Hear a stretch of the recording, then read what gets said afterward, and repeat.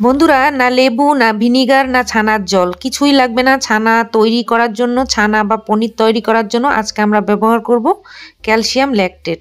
বন্ধুরা, calcium lactate একটা এমন প্রোডাক্ট যেটা দিয়ে দুধ থেকে খুব সহজেই ছানা বা পনির বানানো যায়।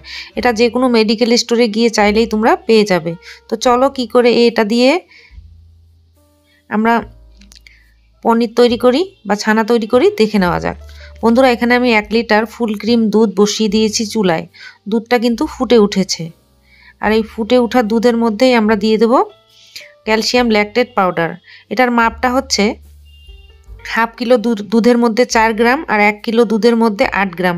আমরা পরিমাণটা বুঝে দিতে হবে। আমি এখানে 1 চামচ মতো নিয়েছি, নিয়ে আমি ছানাটা কেটে নেব। তো বন্ধুরা, ছানা প্রথমে কেটে নিতে হবে। খুব সহজেই ছানা কাটতে পারবে এই পাউডারটা দিয়ে। তো দেখো, এটা আমি এবার দিয়ে দিচ্ছি। ফুটন্ত দুধের মধ্যে এটা দিয়ে দিতে হবে। আর এই ক্যালসিয়াম ল্যাকটেট দিয়ে ছানা কাটলে ছানার কোয়ালিটি খুব ভালো হয়, আর ক্যালসিয়াম সোর্স ভালো থাকে, আর এটা খেতেও টেস্টি হয়। তো ক্যালসিয়াম ল্যাকটেট দিয়ে যদি ছানা কাটা যায়, ছানার পরিমাণটা কিন্তু বেশিও হয়।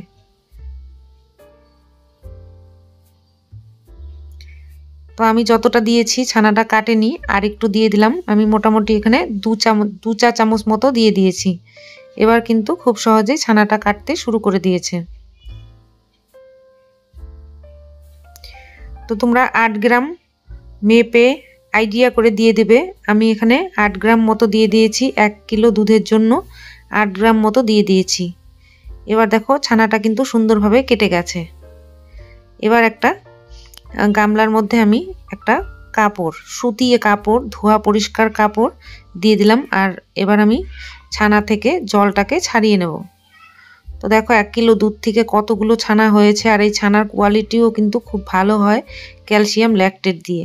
তো তোমরা যদি ছানা ব্যবহার করো তাহলে এই পর্যায়ে ছানাটা বের করে নেবে। আর যদি পনির তৈরি করো তাহলে পনির বানানোর জন্য একটু পদ্ধতি করতে হবে। ছানা বানালে এমনি ঝরা দিয়ে তুলেই কিন্তু ছানা তৈরি হয়ে যাবে। আর যদি মনে করো যে তোমরা এটা পনির তৈরি করবে তাহলে কি পদ্ধতিতে করবে দেখো। আমি এখানে একটা জিনিস নিয়ে নিয়েছি, এর উপরে এটা রেখে দিলাম। কাপড়টাকে এইভাবে ছড়িয়ে উপর দিয়ে একটা দিয়ে দিলাম, দিয়ে এর উপরে একটা ভারী কিছু চাপা দিয়ে রাখলেই কিন্তু পনির তৈরি হয়ে যাবে। ফিরে আসলাম আধ ঘন্টা পর, আর আধ ঘন্টা পর আমি তোমাদেরকে পনিরটা দেখাচ্ছি। কত সুন্দরভাবে তৈরি হয়ে গেছে আমাদের পনিরটা। নরম তুলতুলে এই পনির তৈরি হবে। খুব সহজেই তোমরা বের করে নিতে পারবে। আমি এখানে 1 কিলো দুধ থেকে পনির তৈরি করেছি। এখানে মোটামুটি 200 গ্রাম মতো পনির তৈরি হয়ে গেছে।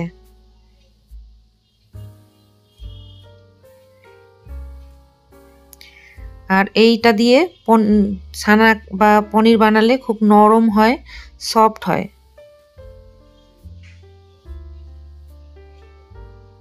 এবার তোমরা এটা দিয়ে যে কোনো রান্নাও করে নিতে পারো বা এমনিও খেয়ে নিতে পারো। তো কেমন লাগলো আজকের আমার এই পনিরের রেসিপিটা? আশা করি তোমাদের ভালো লেগেছে। ভালো লাগলে একটা লাইক করে দিও, বন্ধুদের সঙ্গে শেয়ার করে দিতে পারো। চ্যানেলে যদি নতুন হয়ে থাকো অবশ্যই আমার চ্যানেলটাকে সাবস্ক্রাইব করে রেখো। আজকের জন্য এখানে শেষ করব। সবাই ভালো থেকো, সুস্থ থেকো। নমস্কার।